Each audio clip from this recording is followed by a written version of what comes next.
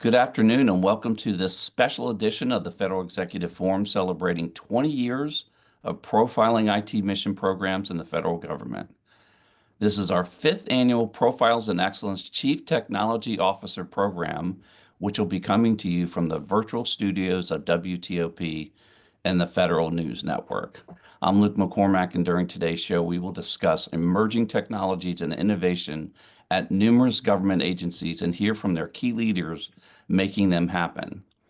With me on today's show are Ramesh Menon, Chief Technology Officer, Defense Intelligence Agency, Dan DeGrosho, Chief Technology Officer, Defense Threat Reduction Agency, Lance Scott, Chief Technology Officer, Federal Electronic Health Record Modernization Office, Lamont Copeland, Senior Director, Federal Solutions Architecture at Verizon, and Brian, aka Stretch Meyer, Chief Technology Officer at Axonius Federal Systems. We call him Stretch because he clocks in at 6'8". Ramesh, we're going to start with you. A lot of activity going on over there at Defense Intelligence Agency. A lot you can't talk about, but we know there's a lot you can't talk about. Talk about sort of the state of the emerging technology environment at DIA, and welcome.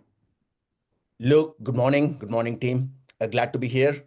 So any technology, any mission has to be looked in the context of the environment, timing, what's happening in the government, and how we are all adapting and pivoting to meet the requirements of the administration.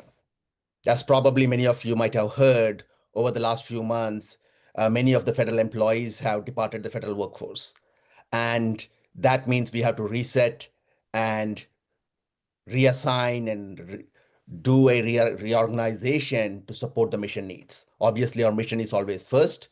We are committed in our mission. Obviously, there will be some changes in 2025, and things will be clearer in FY26, the federal year 26. And I think it's probably there for most agencies, but we are committed. Our job is to make sure that we leverage technology effectively for mission outcomes. At a broad level, things are relatively same, I would say, although there are some external disruptors. The big ones I can think of is the role of AI agents, what it means, how does it automate processes, and how does it augment human beings. The second one I would say is, which is still a fully not there, is the impact of artificial general intelligence. When AGI comes in and we leverage platform-based business models and operating models, what would that mean? So those are the big near-term things I would think of. And long-term, obviously, is quantum technologies and biotech, which I think we are tracking and working with our industry partners. In addition to other things we have to do. I mean, we have a global network presence in hundreds of countries. We need mission assurance. We need to make sure those are done well. There is cybersecurity is always important. That's an ongoing theme for every single federal agency, if I'm not mistaken. But that being said, at this point, it really is an optimization of people and resources to support the mission because we are all operating at much lower capacity. Absolutely. Big transition underway. And I know you all continue to focus on the mission and try to look around the corner, if you will. And we appreciate everything that you're doing over there. Dan, Defense Threat Reduction Agency. So timely to have you on the show. I'm sure you're incredibly busy over there. And give us a top line as sort of the state of the state as you see it these days. We're all pleasantly reminded of sort of that threat that's out there. And I know that you all are working on it 24/7. Right, indeed. Good morning, Luke. Thanks for having me. Good afternoon, rather. I think what my colleague just stated about what's on the horizon for emerging technology, I think everybody is looking at that, how we incorporate AI, how we incorporate quantum computing. Whatever the next emerging technology is, it's going to happen. We work with industry, our defense industry partners every single day, from Katie Arrington on down. We are forward-facing with them and collaborating every single day. My priorities for this agency is making sure, taking a step back from the emerging technologies and figuring out what do we need to do as an agency from an infrastructure modernization, digital transformation perspective to get ready for that next iteration of technology capability. Because if we don't look at that first, we're not going to be able to absorb the new technology. Quantum computing is a good example. What infrastructure did we need to change to make sure that we can handle the heavy lift of such a capability like that? AI is just another avenue that we need to pursue to figure out how we incorporate that. So from process to infrastructure modernization to cybersecurity, we're looking at it from all fronts on how we need to keep pace to be able to support that technology on the horizon. So what we've done from a Ditcher perspective, I got here, I've only been here for a little over a year. So last summer, we spent the majority of the summer and into the fall identifying and laying the groundwork for our strategic priorities over the next 3 years. And the number one priority, at least for this agency, is modernization and network integration. So disparate networks across the agency. We're a global front. We have many facilities across the world. So my focus is to make sure that we're integrated and interoperable and operating on a single network, whether it's NIPRNet or JWICS or somewhere in between, so that we are better at information sharing, better at deploying new technology, better at managing our cyber hardening infrastructure, so that we can move the ones and zeros at will, and making sure that the decision makers and our mission partners, both internal and external, because we're also a combat support agency for all the combatant commanders around the world, that they have the information they need whenever they need it.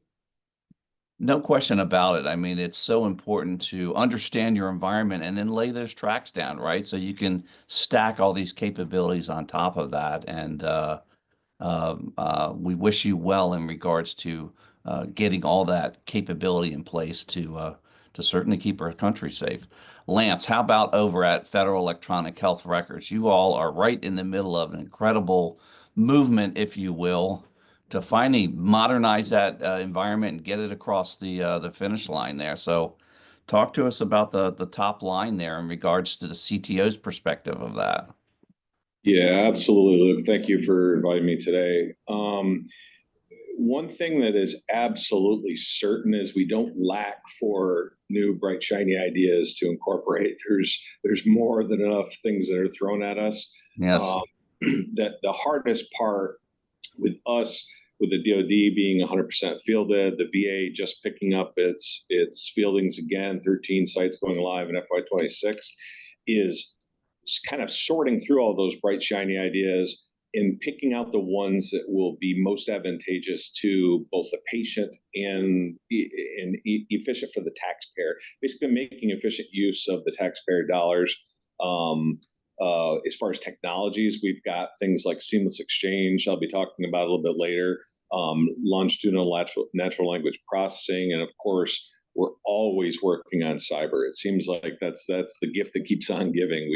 We all have heard of the cyber intrusions that many healthcare agencies have gotten. The DoD and the VA kind of pride themselves on being as cutting edge as possible on that, but it's never enough. We've always got to look at the next attack vector and try to forecast how to mitigate that, how to best position ourselves to be safe yet effective in transferring data and making the patient's record as complete as possible. So we've got a lot on the horizon. We're really looking forward to the next year.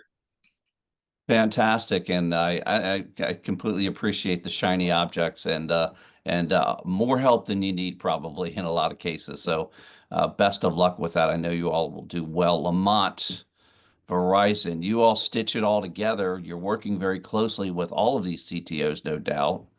Give us a state of the state sort of across the board as to what you're focusing your attention on and what they're asking you to focus your attention on. Yeah, thanks, Luke. Good afternoon, and I appreciate being on here again.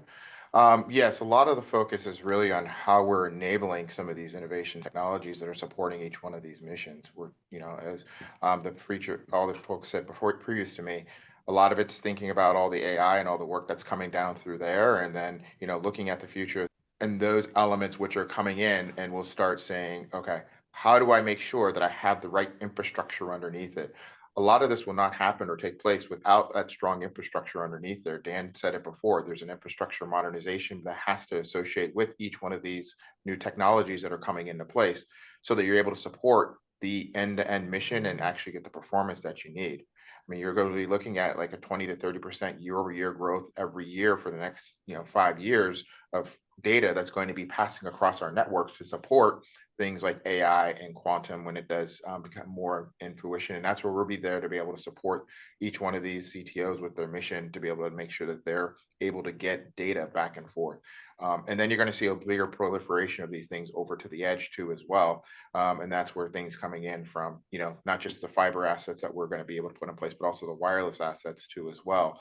To be able to ensure that you're able to get that connectivity and that data to where it needs to be so that you can support the end-to-end mission.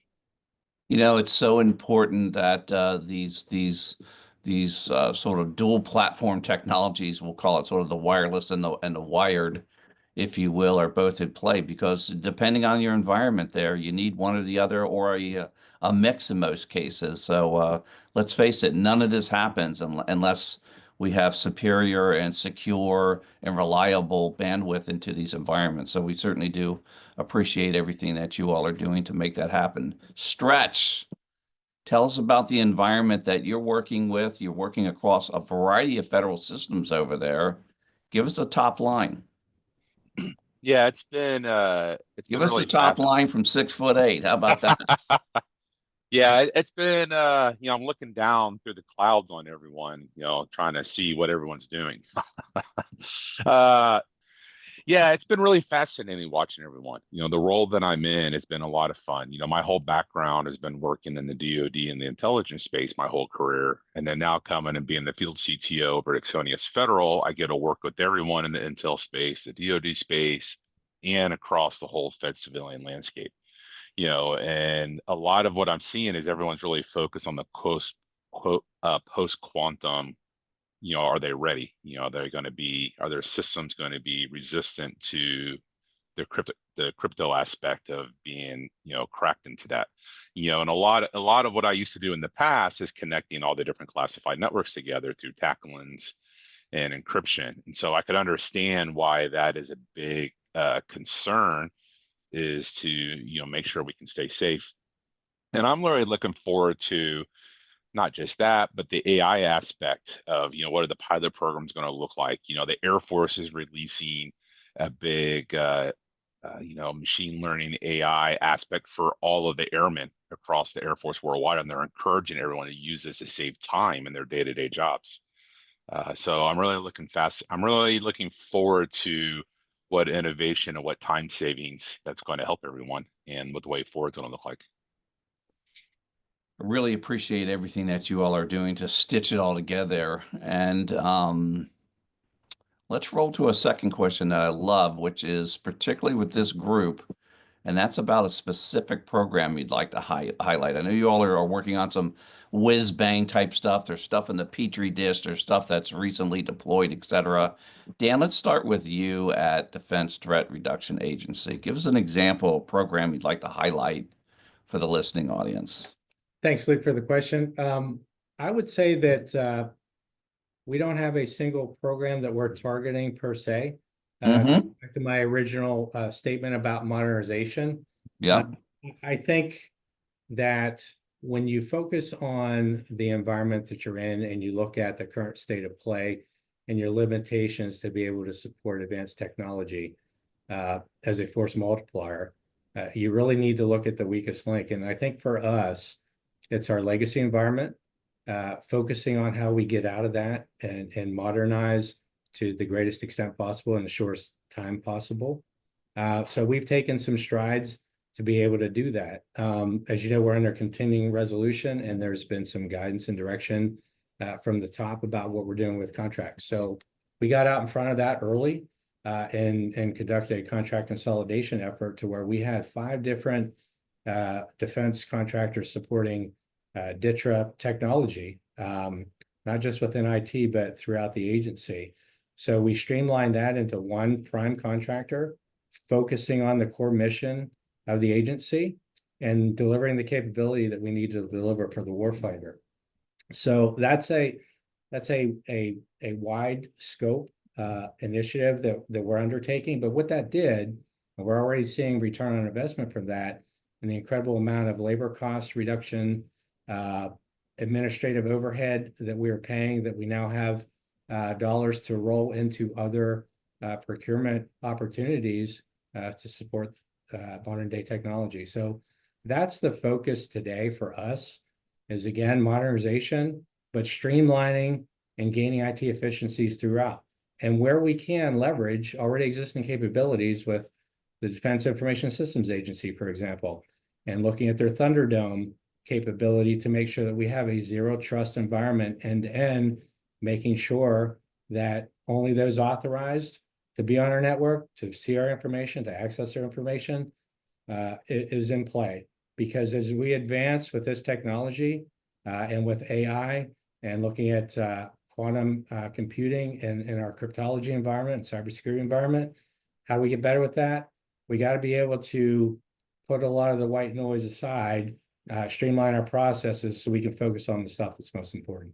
Sure, and getting that environment sort of up to par and being able to execute at sort of speed of mission. I know that's very important to you all. So it's sort of food, water, and shelter, right? And I appreciate everything you all are doing over there. Lamont, Verizon, let's talk about a specific program. Lots of activity going on out there, 5G, private 5G, wireless play all over the place, et cetera. Tell us about a specific program you'd like to highlight. Yeah, thanks, Luke. We are definitely still working through a lot of the efforts with our 5G, making sure that we continue to push out how do we continue to support edge computing services and ensure that there's always that connectivity from a wireless standpoint. But one I'll of the be ones dropping the 7G bomb on you at the end of the show.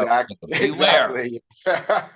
We're just going to keep counting and increasing those numbers up on that, just in front of that G there. But I mean, one of the really big programs too that we're looking at to associate with our wireless technology is moving into that wireline space and really pushing into providing more and more bandwidth capabilities and pushing it out to different areas and further into the network and closer to these data centers. As you see across the US, there's a boom of data center development being built just to support the AI movement. And that's going to require 100 gig, 400 gig bandwidth that's going to be associated with that. So we have our AI Connect program, which is putting these long haul fiber, the wave fibers in place to be able to support that. And also then dark fiber too as well, to make sure that we're able to provide the right connectivity back to each one of the agencies, each one of the bases, each one of the facilities to be able to support the movement of this traffic and the buildup that's happening currently today.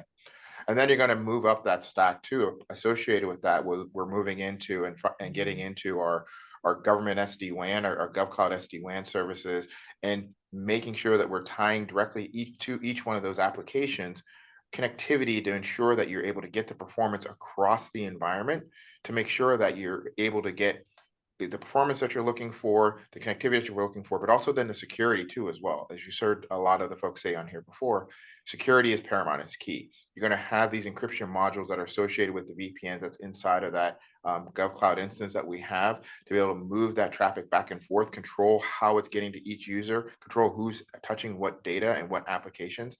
And that's something that we're making sure that we're providing that large amount of capacity for connectivity, and then bringing up to get to the myopic view of how do we then connect each one of these end users' data and applications in a secure and a expedient manner.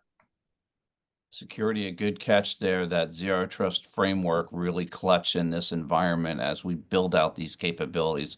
All right, we're going to take a short break. We'll be right back. You're listening to the Federal Executive Forum on Federal News Network.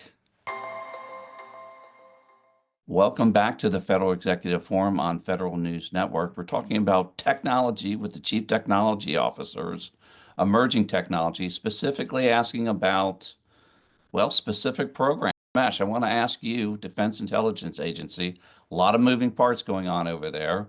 You want to give us a highlight on one of those programs? Sure. I mean, DIA has complex, broad missions. The big at a broad Makes level. my head spin just thinking about it, Ramesh. Yes, it's to fuse the intelligence for Department of Defense. That's at a broad level, right? And where I can bring from a technology standpoint, I concur with my colleagues. There are certain things we all have to do foundational infrastructure modernizations, things like assurance of the network, extending it to the edge, zero trust, all those things are there. But in addition to that, we are also very focused on mission outcomes and how do we use technology in a creative manner to achieve that decision and information advantage that we can get for the country. And one of the examples I can show is how we are leveraging edge AI and extending algorithms to the edge so we can reduce the decision support time where we can operate in contested environments and bring in modern reasoning algorithms and things into picture. So as you probably might have seen in the news or in our external announcements over the last 2 years, DIA is a transition partner for the neuromorphic AI chip, working with USDRNE and AFRL, and we have been doing very well on that side. Now it comes with additional requirements because the new administration's priorities like Golden Dome, edge becomes very important. Do we have the complete stack of underlying infrastructure to support that? Second area where we are getting involved is really to understand the role of unmanned systems. So this, I think the technology is becoming very important, right from AI to unmanned platforms. And how does that change? How do we train, plan, equip for the future? So I think we are continuing to pivot and support the administration's priorities, but there's a whole complex technology stack underneath that to achieve those mission outcomes. And I think I'm pleased to say that our initial work on Edge AI has been very successful, and we are continuing to build on that success as we try to integrate unmanned capabilities to manned missions.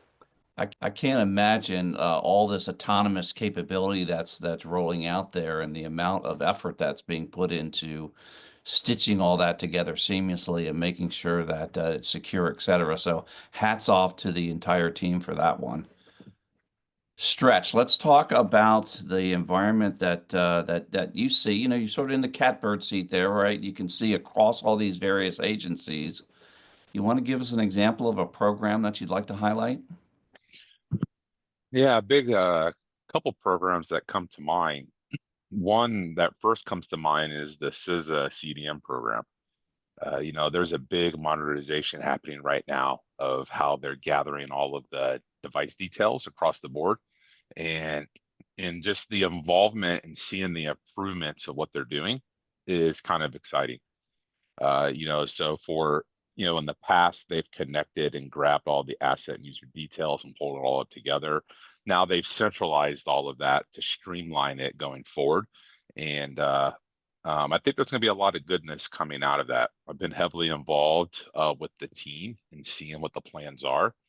And then, you know, they're also looking into, you know, a big thing with the thin groups is more than just collecting asset details. You know, they have an evolving mission where they're always looking into new things. Is it AI? You know, how can they leverage that?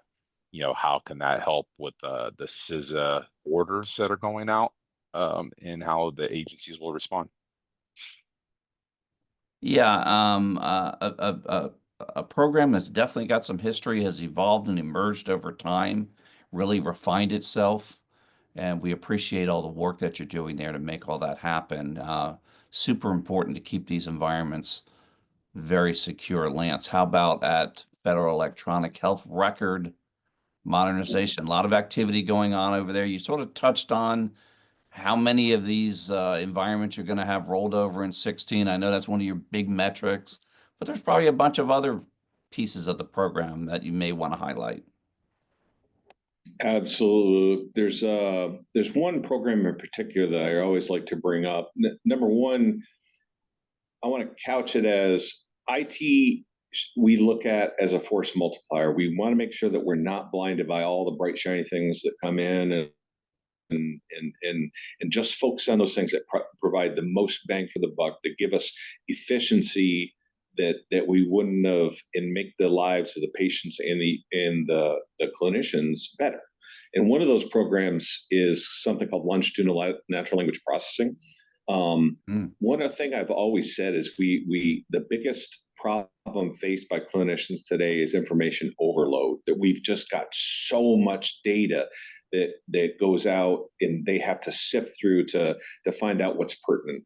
What natural language processing does is it grabs that data based on text strings that the clinician puts in, and basically screens out, looks for that needle in a haystack to allow them to provide better care.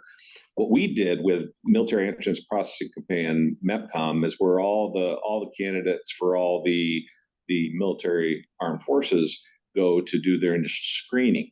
Well, when they were first fielded the Federal Electronic Health Record, they were kind of taken back by the amount of data that they now had to filter through. Now all of a sudden, I was exposing them to data from the Joint HIE, which is 250,000 external partners, Inova, Kaiser, Centara. If someone had gotten healthcare out at any one of these entities, it would now be brought in. And we worked with MEPCOM to clinicians to develop what we affectionately call the MEPCOM button, that basically allows them to just click on the button once, and it automatically does a screening of over 1,000 potentially disqualifying conditions, medications that they're looking for, diagnoses they're looking for, basically anything that would require the clinician's attention. Now, that's not always to disqualify the candidate, but to get the waiver process started quicker. MEPCOM leadership is extremely happy with it. It's reduced their workflow times by up to 80% and saved, and this is a quote from them, that has saved them millions of dollars in working it. So I think this longitudinal natural language processing, when paired with AI and ML that are coming out, has really great potential to be a game changer for the clinicians. That's awesome. And I love the fact that you're really focusing on the waiver process versus the denial side of that. All of that very important to triage, no question about that. So we really do appreciate it. Let's talk about priorities over the course of, the rest of 25 into 26. Dan, let me start with you. I know you've got a lot of stuff in the job jar there, but there's no doubt you've got some top priorities you're focusing on. You want to highlight those? Sure. As I said originally, our number one priority between now and the end of this calendar year is to integrate our classified and unclassified networks. Full stop. Absolutely. Part of that is modernization, where we need to modernize, but really streamlining our process and streamlining our infrastructure so that we're managing it effectively. We're freeing up additional dollars to procure, as I said before, modernized technology to support the mission warfare missions within the agency and through the combat support missions that we have with the COCOMs, but also understanding that we're still under continuing resolution. Hopefully the big beautiful bill gets passed and DoD gets some of that money back so that we can take another look at our priorities. But right now we're moving out of some facilities. We're condensing our infrastructure, so we need to get smarter in terms of how we're delivering our IT capabilities to our customers. One thing that we haven't touched on that we're really focused on now is how we're getting better at software development and modernization of our software, from acquisition to delivery to deploying. We've stood up a development, security operations, DevSecOps platform as the single platform for the agency. There's pieces and parts throughout the agency that others are working on. We're bringing that all in to one framework so that we can better understand the operational requirements that our departments, like our research and development, which is significantly advanced, very robust, how we can support them to better from a software side. How do we look at supply chain visibility, which is always an issue? If you look at what the current acting DoD CIO, Katie Arrington, is doing with SWIFT, the software fast track, how are we streamlining the development and procurement of software? How are we developing internal to the lifelines of the federal government and DoD specifically? And how are we accelerating through the long pole in the tent, which is typically the cybersecurity approval process to get something online and operational in our production environment? So we're looking at all of that. We're partnering with DoD CIO. We're partnering with DISA on that to see how we can, as I said, fast track the software life cycle so we get better for our customers. Super important. That secure by design environment, that whole supply chain play, really important. So really appreciate the double tap focus in that area. Brian, aka Stretch, top priority for you all. What's the demand signal that you're getting from the federal partners at this point? Yeah, we're seeing something that's probably not a surprise for everybody is all of our IT staff, no matter what industry we work in, is trying to do more with less. We're getting a lot more technologies. They aren't getting any easier to use. And, a lot of the demand that I'm seeing is, it's one thing to have the buzzwords for AI, machine learning, which I'm a big fan of, by the way. I'm a big innovator. I try to involve technology in every aspect that I do, even on my off time.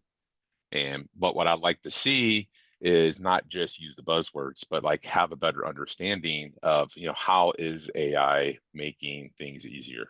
Just because it has it doesn't necessarily make it's making the jobs any easier. It could actually make the tools more complex, and it could revolve an even more robust skill set than what the lacking teams already have. But if we can prove that the AI is making, say a level 1 help desk or level 1 SOC analyst, it can now perform functions that a high-end level 3 SOC analyst or some of the complex engineering that people are doing behind the scenes. That's going to go a far way from, say, alert fatigue to analyzing what's happening on the network, to even be able to type up reports in a way that executives need to be able to consume them. So that's kind of what I'm looking forward to, and kind of a lot of what I'm hearing when I'm talking to CISOs and CIOs across the industry. Very important element aspect of this entire ecosystem. Lance, top priority for you all in 25/26. Yeah, thanks, Luke. I think the hardest part about priorities is selecting which is a priority, because as you know, if everything's a priority, then nothing is. So, and there's so The job much. jar is always full. Oh, there's so much in the pattern right now. There's so many things that we're working on, but first and foremost, the VA picking up its deployments of the federal EHR. 13 sites going live in 2026. The first 4 being in the Michigan market. That's like springtime of next year. That's huge. So the pressure is really on. We're bringing all forces to bear to really help out with that. We've got active deployment going on at the Armed Forces Retirement Home. We're going to give capability to them. They're very excited about getting that as well. We've got the move to the Oracle Cloud infrastructure. The whole federal EHR is moving to the Oracle Cloud infrastructure, what we call the OC3 environment up in Chicago. If we do our job right as technologists, then there should be very little that's seen by the functional users, except that it works better, it works faster, it's more efficient. But there are many items that are looking beyond 2026 that are going to overlay, that need that OCI underpinning to make them work as well and as efficient as it can. And the last thing I'll mention is something that Stretch hit on the last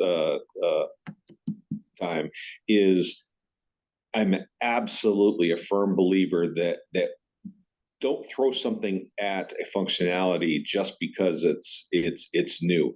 We always look at the human factors engineering look on anything. We basically say, does this make sense? We don't want to have happen of something going out to the field and the functional users do what we've all done in every aspect of our lives. We say, who designed this? Does this make this doesn't make my job easier? It makes it harder.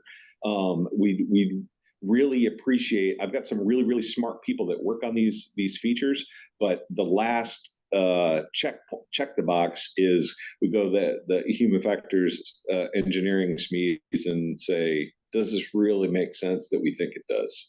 So lot in the pattern. I think our priorities, we don't lack for things that we need to do. Absolutely. You're talking about customer experience 101 there, no doubt about it. Lamont, you touched on a lot of different activities going on over there at Verizon. Top priority 25, 26, as you're pushing out your 5G, your private 5G. Gosh, I can't imagine all the work going on with these data centers. What's at the top of the job jar? Yeah, there's definitely a lot in our job jar here that we're doing.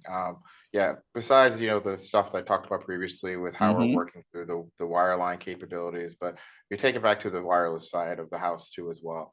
Ramesh said it. There's a lot that's happening at the edge now. You're really pushing now more of these workloads, more of the AI efforts out towards the edge, and a lot of this is not just supporting and saying, okay, I'm sitting in a Starbucks or in some place. You're usually utilizing a wireless capability to be able to support that, so that whether it's on a drone and trying to do analytics to be off of the sensing side of the house to pull that information back to edge computing, or even back to the brick and mortar data centers that you have there, that are more larger, uh, you're going to need to have that connectivity. So really focusing on how we strengthen the wireless network to be able to support coverage everywhere, but then also be able to put some of that priority too as well. Because when you start building some of these capabilities, this is where things coming into place like network slicing, so that you can then provide dedicated bandwidth to support each one of these applications. So because you're going to have a larger and tighter coupling between the applications and the network to be able to support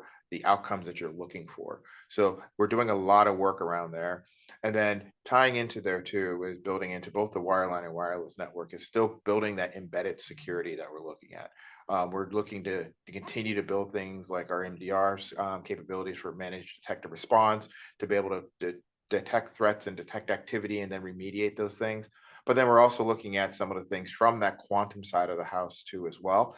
Not totally there yet, but looking at the NIST standards and trying to make sure that we're incorporating some of those encryption modules, not only to our device providers that we're working with them to make sure that they're building that into their environment, but also too into our network too as well, to make sure that we're securing both on the wireline and wireless side of the house the data flows that are going back and forth. So again, just really quick highlighting is like still focusing very heavily on how do we get those large wireline bandwidth connectivity between these data centers, and then enhancing and incorporating and building out the wireless capabilities to be able to provide more and more connectivity towards the edge to support all this AI activity.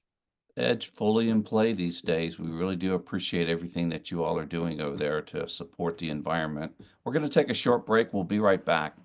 You're listening to the Federal Executive Forum on Federal News Network. Welcome back to the Federal Executive Forum on Federal News Network. We're talking about, well, we're talking with the CTOs, we're talking technology. Specifically, we're talking about priorities.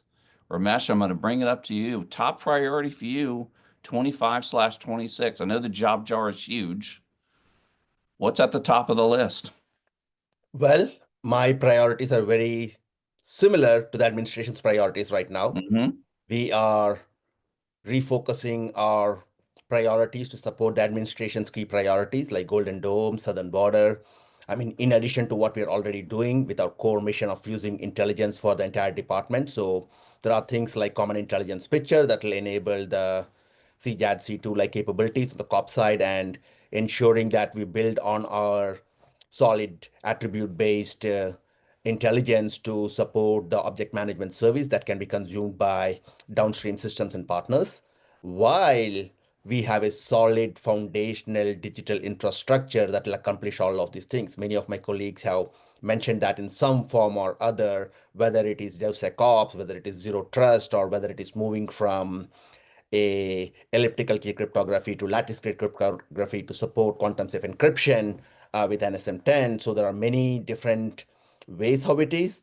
And of course, the most important challenge I would say is talent. How do we develop our talent? Because the technology complexity is very high.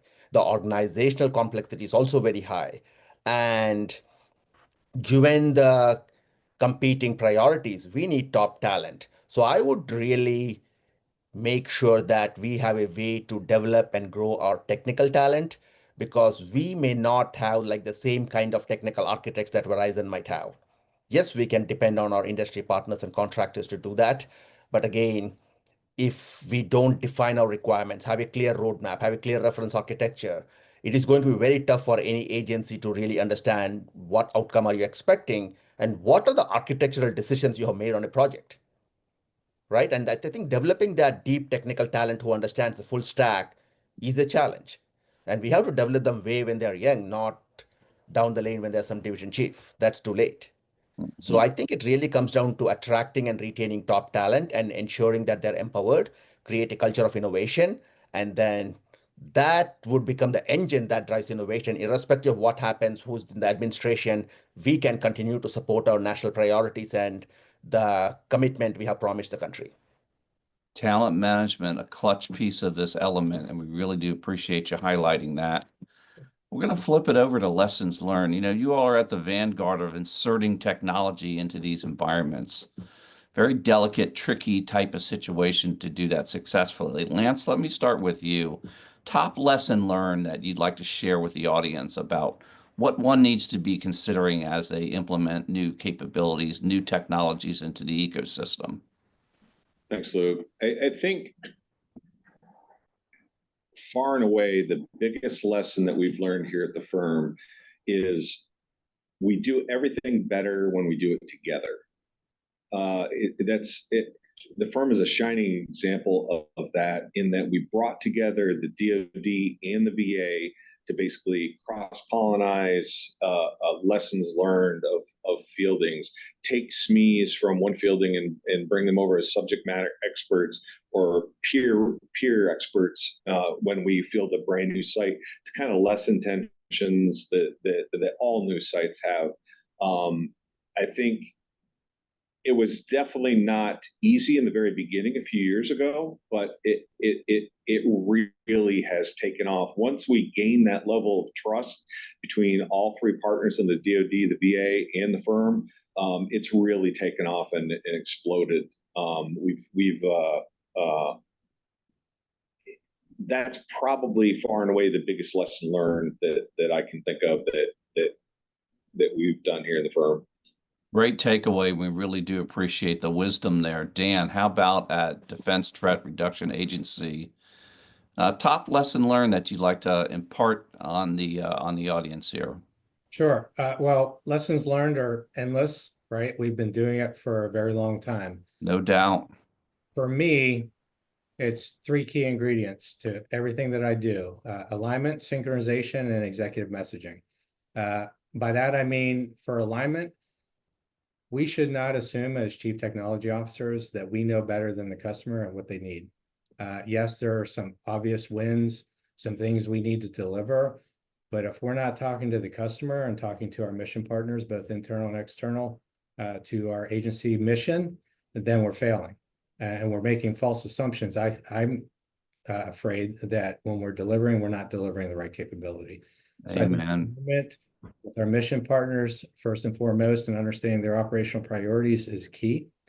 With that, I started a CTO outreach program where I meet with the individual directorates on a monthly basis to talk through their operational priorities, and not just delivering capability to them, but making sure that we follow up and making sure that what we have delivered or what we're providing them in a service is what they need and where we can improve. So synchronization would be just what I said, is the continuous dialogue with them, making sure that we're partnering with both the DoD CIO staff, our DISA component where we need to, and other MILDEPs, quite frankly, on what they have gained. We don't have to start from ground zero on everything we do. Somewhere out there, someone out there is doing something that we're not. And in fact, the Department of the Navy, I believe, from their research and development group, is doing some trial runs with quantum computing. Maybe there's something that we can learn from that. So I think synchronization with our other mission partners is vitally important to help accelerate what we're delivering. And then that last piece, executive messaging, I think the communications both up and down the chain of command is vitally important. I think often it's not a technical problem that we're trying to solve. It's working through the bureaucracy. So I think what you're seeing here with Katie Arrington on down is trying to remove those administrative distractions, putting back the red tape and focusing on what's really important, doing it in a responsible and secure manner, certainly, but removing some of those barriers and obstacles that we've been fighting for decades. And let's face it, we're always talking about what we want to deliver. We're always using the latest and greatest buzzwords. But how much of that have we absolutely executed when we needed to execute it? Timeliness is what I'm talking about. And I think that we need significant improvement in that area. And I think Katie Arrington and others in the chain of command are pushing for that. And I think you're going to see a lot of improvement over the next few months with that. Fantastic. And I really do appreciate the mantra on adopt and go as far as the leveraging of technology deployment that's already been in place across your ecosystem. Ramesh, let's talk about top lesson learned. I know you've got a lot of them. Give us your number one that you'd like to impart some wisdom on this audience. I would say ability to collaborate across the community. The results will be surprising when we leverage each other's strength. I mean, it really works out well. We are truly doing the right thing for the country. It doesn't matter you are agency A, agency B, agency 3, because most of the funding, at least on the IC side, is for joint proposals. And I was very successful working with two of my biggest partners and getting significant amount of funding from Congress to do something new. And I don't think any CTU has come anywhere close to raising that kind of money for anything that is not an ongoing program to create a new program of record. So I think it's, and especially it's a collaboration because now we are all leveraging together. We are truly thinking, what does the country need? What can I do? A, B, C, and trusting each other to do the right thing for the country. And I think that example, and especially I'm very thankful to the Director of DIA, the Director of National Intelligence. They have been very instrumental in the, we call it the SIG process strategic investment for on the DNI side, but it does work very well. And we are proactive and intentional and deliberate how capital is allocated. And that can only happen if we are challenging our assumptions, like Dan mentioned, and going with an open mind, trusting each other's and doing the right thing for the country as a whole, not necessarily what I do and try to protect my budget, but sometimes take that vulnerability. Accepting vulnerability is a strength sometimes, and really trust that the process works and we are all here to do the right thing for the nation. And I think it has worked out very well for me personally. I'm on my 5th year as CTO. Maybe next year I'll be in some other different role, but it has worked out very well. Better together, and that really does take leadership, and we really appreciate your leadership and everyone's leadership to focus on that and really leverage all those capabilities across the environment. Yep. All right, we're going to have to wrap it up. We always like to wrap it up with this last question, which is, let's fast forward, about 3 years plus. We don't like to get too far out there. We're going to start with you, Stretch.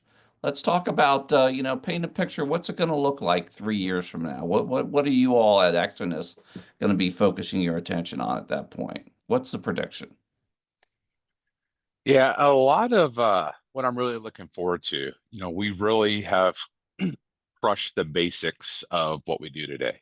And so a big thing that I've seen a problem in the industry, which is like the whole reason that even brought me here. I was seeing this everywhere, every job that I had previous to here is the basics. And some of the folks on the call today actually talked about that. You go ask some CISO, CIO, CTOs, how well do they see their landscape? How well do they understand what they have? Everyone does a really great job of how they're using the tools and what they're doing, but how are we stitching it all together? And so we've kind of crushed the basics of being the foundation of pulling anything together. Now that we have connections to all of the assets and the devices and the user identities, now we're expanding out. How can we do exposures and connect your vulnerabilities to your firewalls, to your users, and automatically through machine learning, through predefined dashboards, show you right off the bat, hey, you have this device with this high vulnerability that has a hole in your firewall.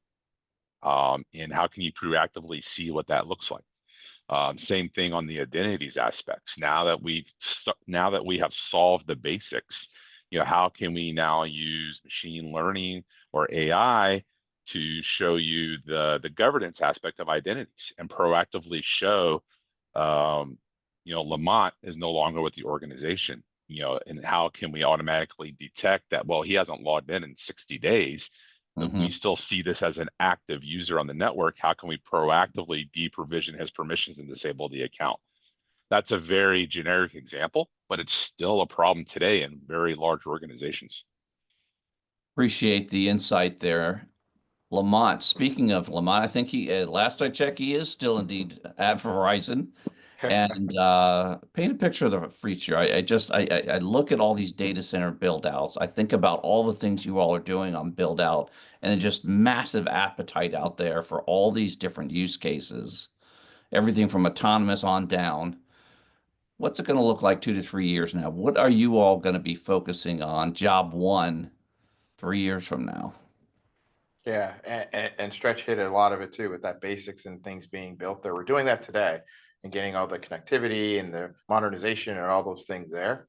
But then if you look at this, when you get through that, the next few years after you get all those underlying infrastructure, all these pieces together, and you start getting more and more the interconnectivity between the network and the applications and the data, I see this beautiful autonomous world and information sharing and information idea world where we're going to be walking down the street, or you're going to be walking into a facility and be able to get as much information about activity that's happening around you, things that you need for yourself, and being able to then order things and touch things that you wouldn't be able to do today. You're going to see and be able to, at the fingertips, whether you have it through the glasses or directly on your watch or your phone, to be able to get information about everything. If I'm going into a doctor's appointment, what needs to be done, who I need to interconnect with, all that will happen at the edge of your fingertips. And these will be able to share information back and forth with your doctors when you're going to do that. You're going to see things with the robotics side of the house, where walking down the street with us will be delivery capabilities to be able to support that, support getting commerce and getting machinery and getting things back and forth between one another. A lot of this is going to be that bigger autonomous world. Is going to be a lot more sensors. I know we always talk about this. We've been talking about this for years. Like, this is the year of the sensors. This is the year of that, more IoT capabilities. I think in the next 2 to 3 years, there's going to be a lot more of that, because you're going to need that connectivity at the edge. You're going to want to get the information closer to wherever you are at that moment. And a lot of that is we're building that groundwork and infrastructure now to be able to support that, interconnecting these capabilities. And you'll see that autonomous world, that sensing world, which will get information, get services, and get capabilities out no matter where you are across the globe. Real time and secure, no doubt, as well. And we really do appreciate that. It's just, again, hats off to you all for unlocking that capability and making it happen. Lance, I gotta ask you, how many of these environments are going to be rolling out there in the next 3 years? And what does the entire environment look like? I know that's sort of one of your number one metrics that everyone's always interested in, but what's it going to be? Where do you think you'll be sitting 3 years from now? No, thanks, Luke. It's kind of astounding when you think about it, but we're really looking forward to getting it. We've got multiple functionalities that are coming out, moving to the cloud, Oracle 2.0 with AI and machine learning embedded into the patient clinician encounter as well. Seamless exchange, getting stuff automatically ingested into the record, because we have so much data that is often overlooked because clinicians just do not have time to go out and look at this. But if we can auto ingest that into the record, it has a better chance of making a much more complete record.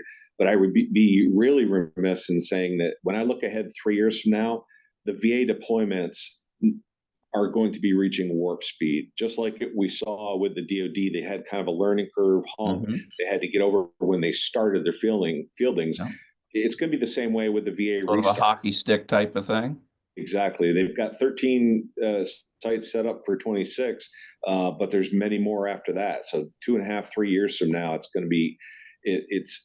I'm looking at a world where we're much more efficient. We provide a much more complete patient record. The firm provides the leadership that's needed to bring all these partners together to expand the federal EHR. Not only do we have DoD, the Coast Guard, the VA, NOAA, in other agencies as well. We're going out to Armed Forces Retirement Home. We've got 2 or 3 different federal agencies that are in the negotiating stages right now for the federal EHR. It's really taking off. So we just have to make sure that we don't drop any of these balls going forward, and we provide the best platform we can for the patient and the clinician as well. Scale and scope is absolutely awesome to think about, and we really appreciate all the effort that's going on there. And I know all the deserving veterans do as well. Dan, how about a Defense Threat Reduction Agency? Let's talk about what's it going to look like 2 to 3 years from now. Well, I'll tell you, I don't know what it's going to look like 2 to 3 years from now. What I can tell you, what's on the slate. We need to get better at interoperability, not just from a DTRA perspective, but I think throughout DoD. I think what you're going to see is an enhanced environment on how we go after IT capabilities. I think with the leadership that's in place, both at the DoD CIO and here at DTRA with my CIO, partnering with him as the CTO. We're going to get after how we acquire IT at a much faster pace. I think you're going to see a lot of removal of the bureaucracy, and I think you're going to see an accelerated pace of how we're acquiring. Basic astronomy, don't shoot at the target, you got to shoot in front of the target, and I think that's what we've been missing for quite some time. So I think with that in mind, you're going to see things increasing in automation, from AI to machine learning, which I believe has already been mentioned, to data analytics, to more a centralized focus on data as a strategic asset. It is, and we need to treat it as such. So I think you're going to see a better partnership with chief data officers and CIOs. I know we're doing that here. We brought the chief data officer back into the CIO. Nice. So that we are absolutely partnering with data as a strategic asset, and we're going to get after the AI piece. I think you're also going to see an increase in software development, as I mentioned earlier. We're starting that one DevSecOps environment. We certainly have had it years past, but we haven't been efficient. We're gaining traction on that to one environment supporting all mission capabilities that DTRA has to offer. And I think you're going to see a better procurement cycle relative to that. From the cybersecurity front, I think once we close in on the quantum computing, I think from cryptology to cybersecurity hardening to how we're protecting our network and data, I think there's going to be a significant improvement in the next 2-3 years. I look forward. Thanks.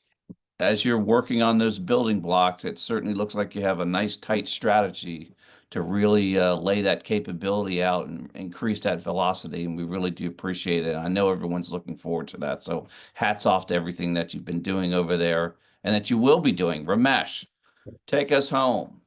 2 to 3 years from now, what is the Chief Technology Officer at Defense Intelligence Agency going to be focusing their attention on? Well, I wouldn't call so much as Chief Technology Officer, but I think collectively the technology function and how we all collaborate to support the agency's priorities. I mean, it's right a lot on. of people from CISO, CDO, CIO, I mean, various directorates of mission areas. But in the end, we need a resilient digital platform where we can do human-machine teaming.